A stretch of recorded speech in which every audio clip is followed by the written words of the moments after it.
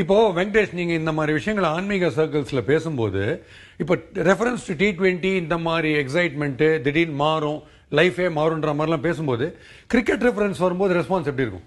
நல்லா ரசிக்கிறாங்க sir. Okay. உண்மையா நான் ஒரு விஷயம் சொல்லுவேன். இந்த T20 ஒரு இன்னிங்ஸ்ல 120 பால். ஒரு முழுமையான வாழ்க்கைனா 120 வருஷம்னு சொல்றோம். வாவ்.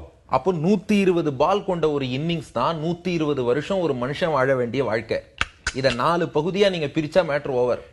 இந்த ஒரு T20 மேட்சை முதல் 30 பால் இருக்கு பாருங்க, இறங்கி அடிக்க வேண்டியதான். பவர் பிளேல 6வது ஓவர் கூட கேர்ஃபுல்லா ஆடணும். Okay. முதல் 30 பால் என்னவா இருந்தாலும் அடிச்சே தீரணும், இல்லைன்னா வழி கிடையாது.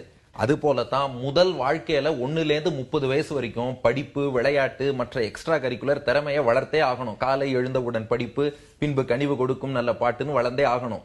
ஏன்னா பால் ஓல்ட் ஆயிட்டா அடிக்க முடியாது, ஆள் ஓல்ட் ஆயிட்டா படிக்க முடியாது. ஐயோ. அடுத்து 31ல இருந்து 60வது பால் வரை